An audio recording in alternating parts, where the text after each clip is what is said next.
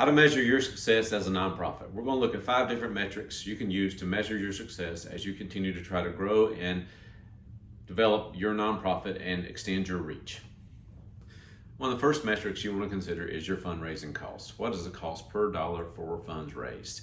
Now, with that, you will determine for yourself if you actually made money, you lost money, you broke even.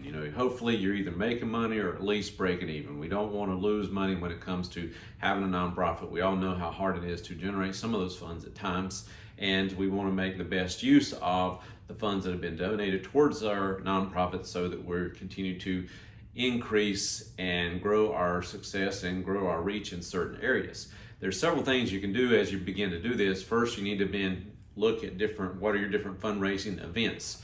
You can look at how much did it cost you to sponsor that event, how much money did you bring in, and begin to divide that, make that calculation, and determine for yourself, did you break even, did you make money, did you lose money?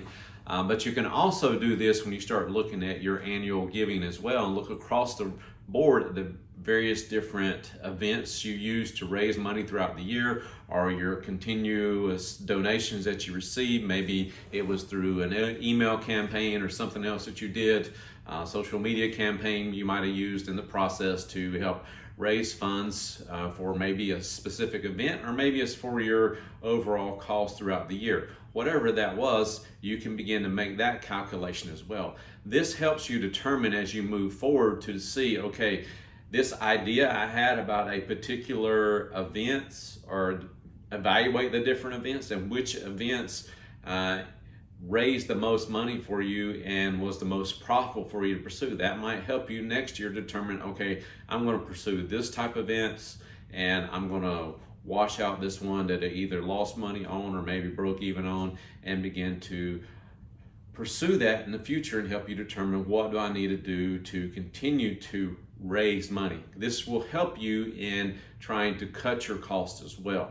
And if there's any way that we can do that, especially in this economy, that is a great thing for us to consider and look into as we look at how much is these fundraising events costing us, and am I making money, am I losing money, or am I breaking even? Hey, do me a favor, hit that like button and subscribe to my channel. Our second metric that we want to look at and consider is return on investment. One of the things that we need to keep in mind that we want to kind of operate our nonprofit in much ways you want to operate a business. We want to see a return on our investment. We want to know, how much money are we really making on specific fundraising events, through specific campaigns that we try and pursue throughout the year. And this will help us determine our future growth as well, as we begin to regularly measure that return on investment and see for ourselves, how can we plan for that growth? This is kind of the opposite of the measuring the cost of fundraising, cost per dollar per fund raised. This is more about growth. So when you're looking at wanting to grow our nonprofit, we need to be considering, okay, what is our return on investment? How much money are we making based on the money that we're spending at the same time?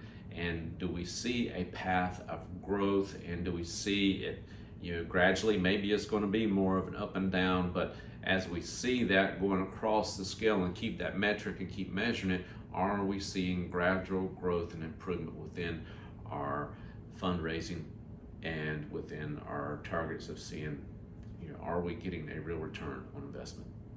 Now, we talked about measuring our fundraising cost per dollar by the funds we raise. We also looked at ROI. The third metric we want to look at is our conversion rates.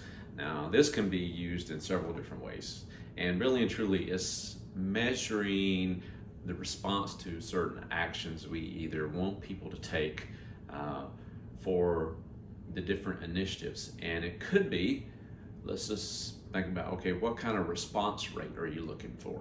You want to see a conversion rate on your website. You want to see a conversion rate on your email list. You want to look at your conversion rate for volunteers you're trying to get. You want to look at conversion rates that you want to see, hey, measurement of how many new donors you receive per year. You can create many types of different metrics related to this to measure a variety of different things that you're trying to pursue within your nonprofit. And if you're really wanting to be successful and grow, how is that conversion rate right now? When you've got a specific volunteer campaign and you want to have a certain number of volunteers per year, or how is that going? When whatever campaign you're using, what kind of results are you seeing? That will help you. Maybe you have a variety of different campaigns you use throughout the year to get a certain number of volunteers you want to see within your organization to make certain things happen. And you want to see that action and measure that action. Well, begin to monitor that and track that and see for yourself. And maybe that will also help you moving forward to determine, okay, I should continue to use this type of campaign to get this type of volunteer, or I should continue to use this type of campaign to get this many new donors, or I should continue to use some other type of campaign, and you've got the metrics for it and you're seeing the specific results and actions towards your specific goals that you have for your nonprofit as well. One of the things that I did with my nonprofit work was annually we would sit down and we would look at different conversion rates for ourselves. Sometimes it would be not only new donors, it would be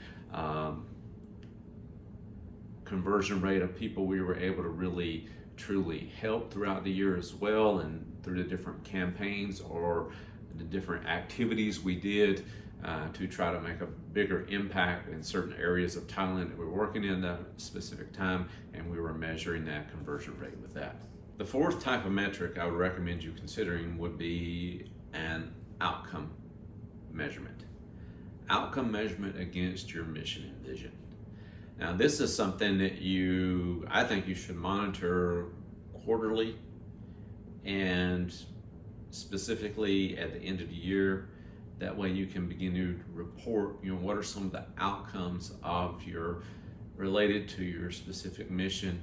This helps communicate to those your donors, your supporters, your volunteers, the effectiveness of the specific type of campaigns, things that you're doing related to your nonprofit. And as an organization, it helps you determine, okay, how effective are you being at accomplishing your mission? Now, this requires you to track your events and track people's response rates and other things that you're trying to measure. But that requires you to do a lot of reporting and measurements on a regular basis for each event, campaign, other things that you're doing, each activity that you're pursuing. But if you continue to do that on a consistent basis, it really and truly it becomes a great communication tool later on that you can use to report out to your donors and your support base and people that your board, people that are volunteering, people that follow you and are passionate about what you're doing. It helps them see how effective you are at what you're doing as far as your mission and vision is concerned. One other thing measuring our outcomes helps us with, it helps us measure specific results that we're looking for to try to improve on our goals and objectives that we have within our organization. And that will help you determine in the future your specific activities that you're doing, are they getting you the results that you want to see as far as the impact is concerned related to your mission and vision? And if they're not, you can just say, well, maybe we won't do this again next year, but this was so effective, we're going to continue to pursue this activity because we see a lot of results from it, we'll get a lot of response from it, and continue to do that. In my previous history working with nonprofits and nonprofit I was leading, we would do this quite regularly, especially one of the best things about it was at the end of the year, when you're looking at not only looking at what the whole team did and what were some of the results, that gave us a lot of momentum to carry into the next year, and it helped us determine, okay, this coming year we want to continue to do this. Maybe we'll drop this one right now because we're not seeing the results we want to see, and we're going to add some new ideas that we have to try to improve and further our reach and make a bigger impact in the community that we were working in Thailand, and see some of the results.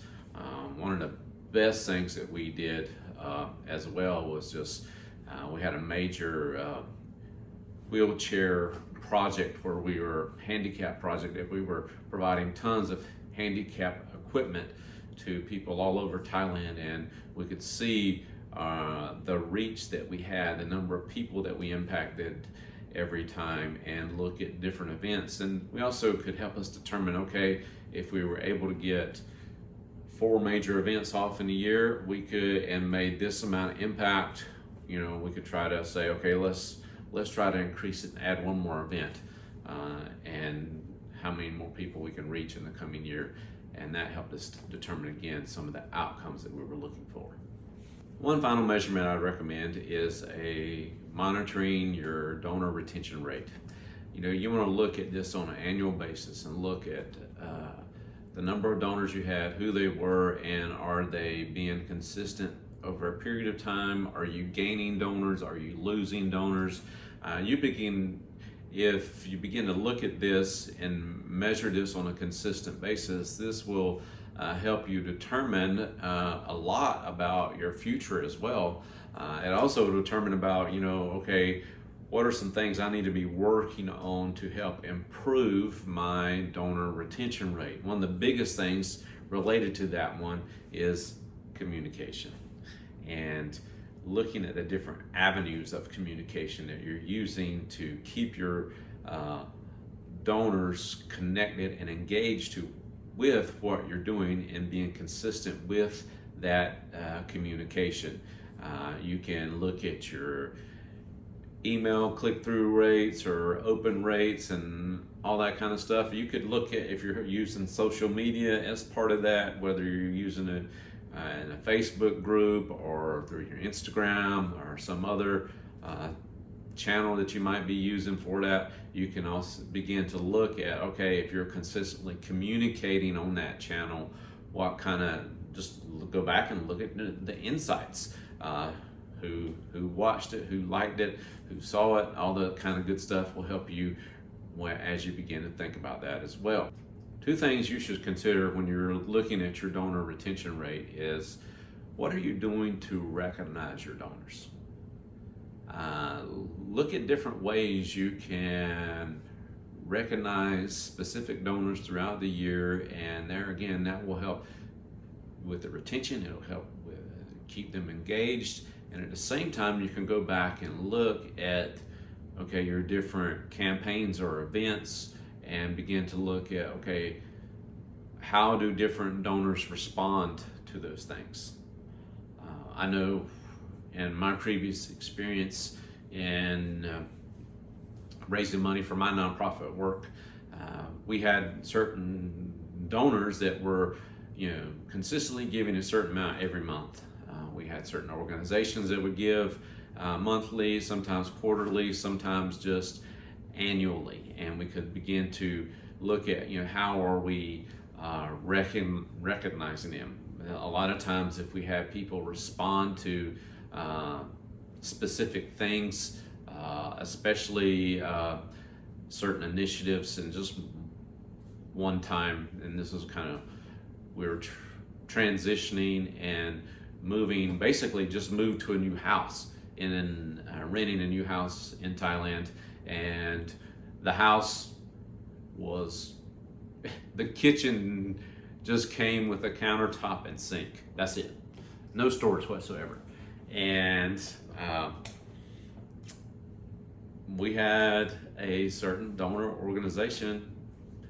One individual that was a leader in that organization read about it and was just blown away that you could rent a house without cabinets for your kitchen.